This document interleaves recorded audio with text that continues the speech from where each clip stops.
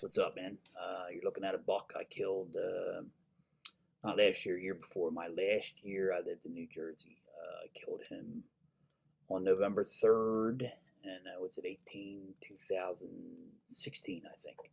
I want to go through how I figured out what was going on and how I killed him. So here we go.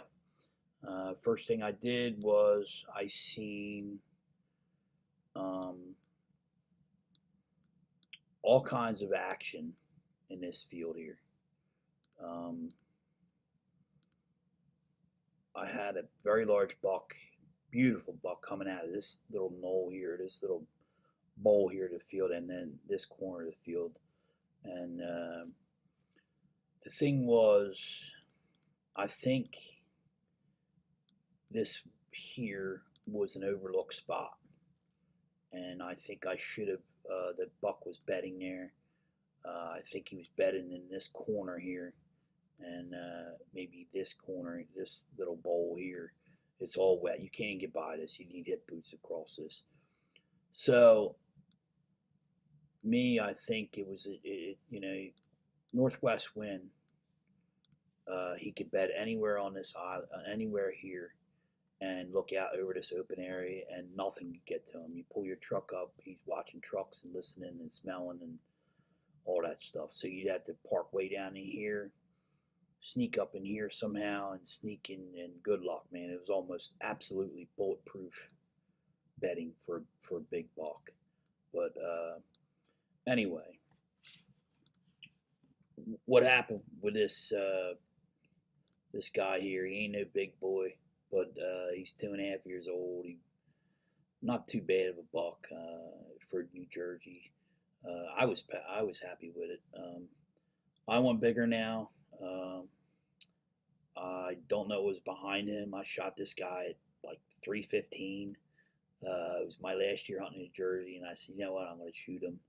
He was very vocal. He was grunting and running all over the place. He was looking for does, but it was November 3rd. But this is how I set it up. What I did was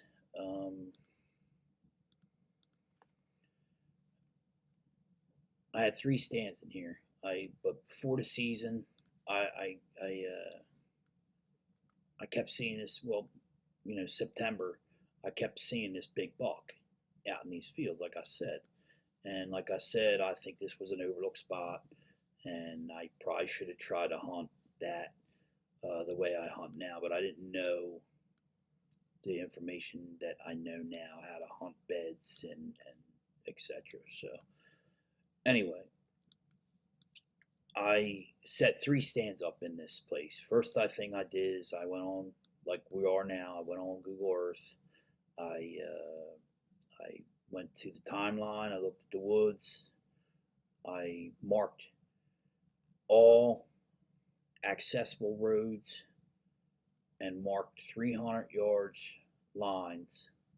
This one's a little like 600 yards because it's a field edge. It's 300 yards plus another 300 yards.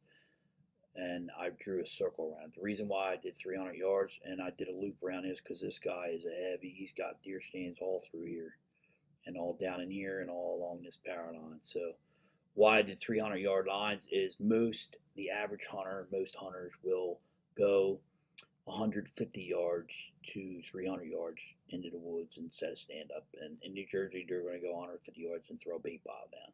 So this piece was heavily baited all around here, besides the field and this food plots here in this gentleman's house. This guy had a stand back here and a couple stands up in here fully baited, and it was just heavily haunted. So anyway, I set these 3 stands up.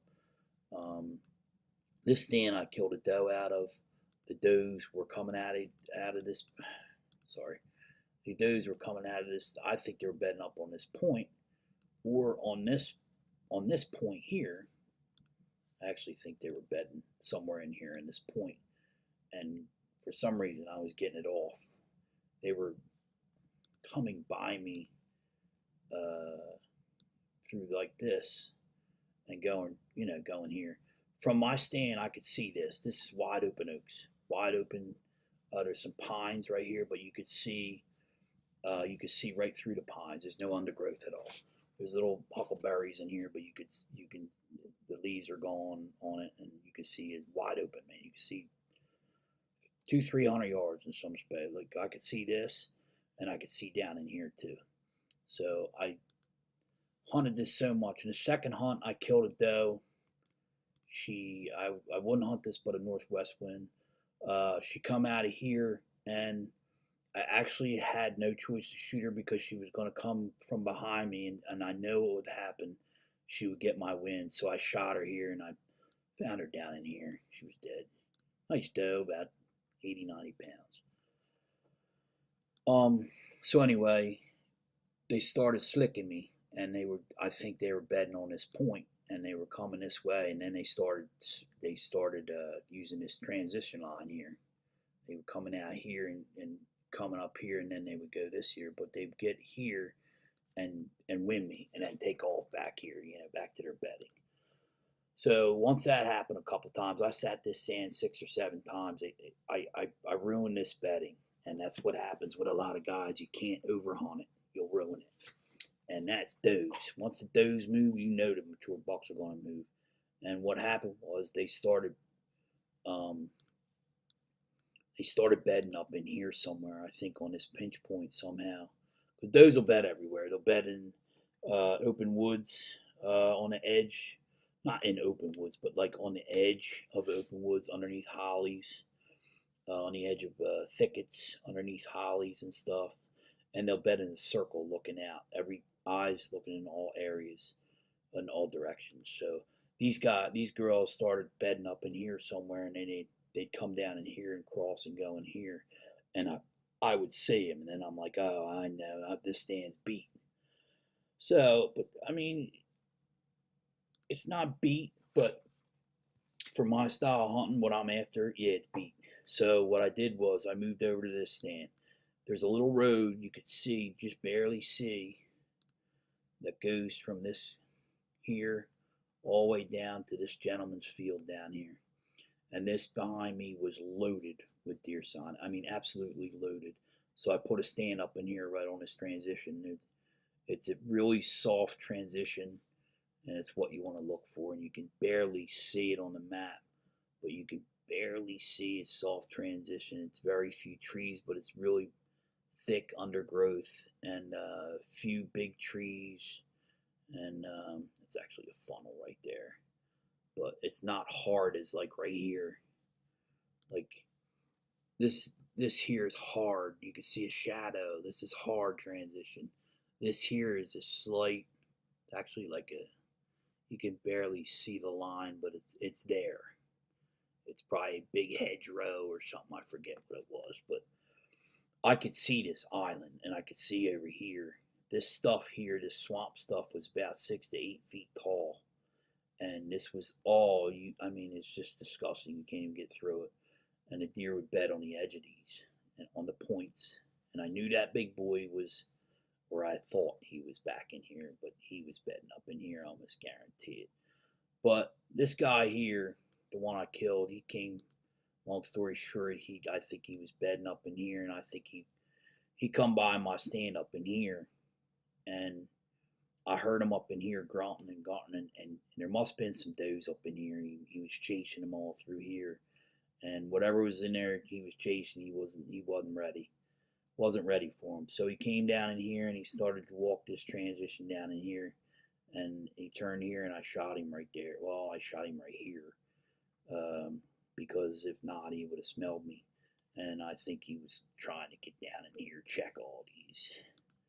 To check, with a northwest wind coming out of here like this, he could walk this whole transition line and check for hot does everywhere above here. If he walked this line, even if he came up through here, he'd walk this transition line and check everything above him. Everything in here for hot does.